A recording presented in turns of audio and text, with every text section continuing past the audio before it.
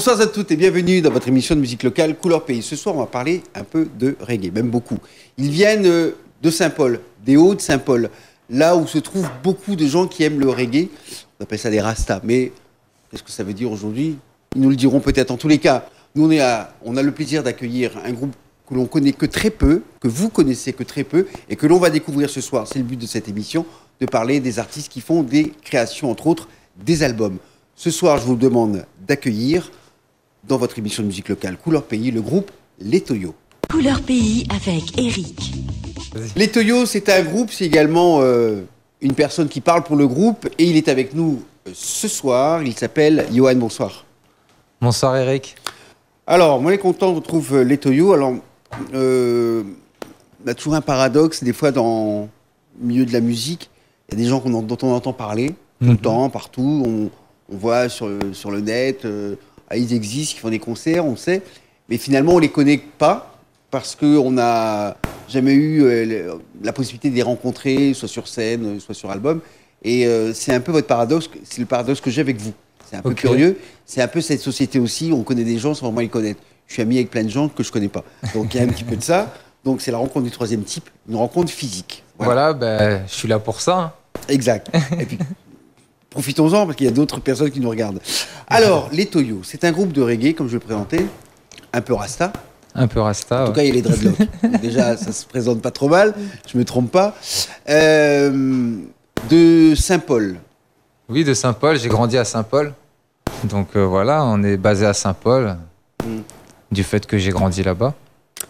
Donc ton groupe vient de là-bas avec des gens qui sont venus dans ton entourage parce que tu les connaissais, c'est des gens de longue date ou ça s'est fait un peu par hasard ou en clair, c'est quoi ton parcours?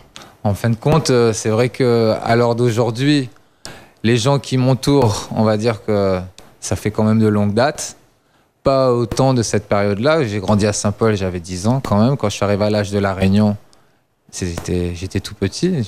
Donc j'étais un jeune oreille, comme on dit. C'est pour ça qu'on m'appelait souvent le Zoréole. Donc je suis arrivé à l'âge de 10 ans à La Réunion en 1989. Donc voilà, ça fait super longtemps. Donc vous calculez, vous trouvez son âge. Voilà. Et puis en gros, ben voilà, je me suis entouré de gens qui aimaient partager la même passion que moi, qui est le reggae. Et puis donc on travaille ensemble, on compose ensemble, on joue ensemble, on chante ensemble.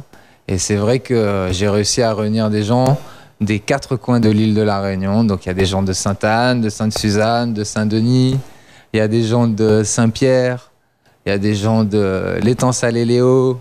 Donc voilà, ce qui est bien, c'est international à La Réunion. Oui, on a même un Autrichien avec nous. J'ai bien compris. Très bien. Non, mais j'ai bien compris que c'était pas un groupe local, localisé dans un quartier avec des gens du quartier qui ont formé un groupe comme ça s'est fait beaucoup à La Réunion. Voilà, même des familles qui faisaient de la musique et qui ont développé des concepts musicaux. Je pense à Magnan, entre autres. Je pense à plein de gens. La famille Joron, les gens de Basse-Terre également, ça naissait dans un quartier. Toi, c'est un peu différent. C'est un peu différent. On va en parler. Déjà, tu arrives à La Réunion à 10 ans, tu découvres l'île. T'es pas devenu rasta tout de suite, t'es parti un peu à l'école. Puis... Ouais, je suis parti un petit peu à l'école, même beaucoup. Hein. Comme tout le monde.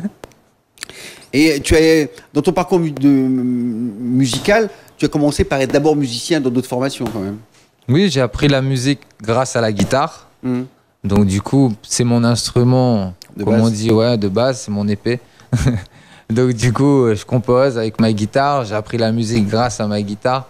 J'ai fait une école de guitare. J'étais formé en métropole. Donc j'ai fait le CMCN et le CMA, qui est une école à Valenciennes. Donc j'ai appris la musique grâce à cet instrument-là. Donc oui, tu es vraiment formé, quoi. Oui. Voilà, non, mais oui. C'était très bien. Et de toute façon, on passe tous par des chemins à un moment. Hein, bien sûr, c'est important d'avoir des bases solides si tu veux tenir un petit peu, aller un peu plus loin. Après, personnellement, j'en ai eu besoin. Je connais plein de copains qui n'ont pas eu besoin de cette formation-là pour pouvoir vivre de la musique ou faire de la musique. Mais c'est toujours un enrichissement. Donc, pour ma part, aujourd'hui, ça me sert encore tous les jours. Bah, j'imagine bien. Non, mais en tout cas, c'est les bases. Après, chacun a sa méthode. Toi, tu as eu le besoin d'aller apprendre les règles de la musique, les méthodes, Et J'étais assoiffé en fait de musique, c'est surtout Ouais, ça. c'est Quand je suis sorti de troisième, il n'y avait pas d'école de musique à La Réunion, vraiment, à part le conservatoire. Moi, je voulais apprendre le C'est déjà pas reggae. Ouais, c'est déjà pas mal, mais ce qu'il y a, c'est que moi, je voulais apprendre la musique actuelle. Je voulais apprendre le jazz, je voulais apprendre le blues, je voulais apprendre le reggae, le hip-hop, la samba, le bossa. Je voulais la musique actuelle, la musique d'aujourd'hui, la musique moderne. c'est curieux, enfin curieux. Ça peut paraître curieux qu'un quelqu'un qui est dans le reggae et qui est rasta, enfin qui a les dreads, etc., dise moi je vais prendre le jazz, je vais faire tout ça, etc. Ça montre. Non mais l'image qu'on a souvent des gens qui font du reggae, ils ne font que du reggae, ils n'écoutent que du reggae. Ouais, mais non. Ce qui est pas le cas. C'est en train de à l'époque, quand je faisais cette école-là, je faisais du rock'n'roll. Donc, ah ouais, d'accord. Ouais, donc Du hard. Ouais, je faisais du hard rock, bien sûr. C'est vrai que la guitare, un de mes favoris, c'est Hendrix, Santana. Après, le reggae, hein. Rasta, c'est autre chose. Marley, le premier, disait roots rock reggae. Si vous Parce imaginez. il a été d'abord vendu comme un chanteur de rock. Mais enfin, c'est une autre histoire. Hein, Ouais. Mais je pense que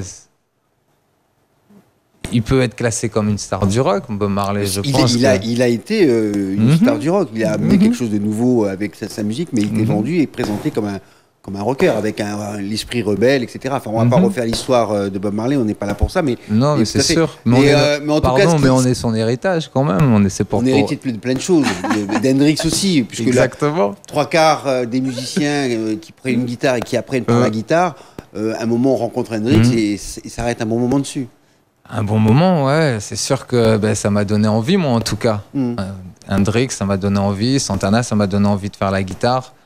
C'est les premiers sons que j'ai entendus qui m'ont dit c'est quoi ce truc quoi. Je me dis waouh, quand je mettais mon casque là, j'étais là, ça me faisait, je sais pas, ça me faisait plein de choses quoi en fait. Donc du coup, kiffer. Ouais, ça me faisait kiffer, même plus que kiffer, je sais pas, c'était incompréhensible quoi. Surtout c'est que je me suis dit ça venait d'ailleurs. Ouais, ça venait d'ailleurs et ça m'a surtout donné envie de me dire c'est ça que j'ai envie de faire, c'est ça que j'ai envie. Il y en a à qui ça fait l'effet inverse, hein, il touche plus de guitare pendant un an. Hein.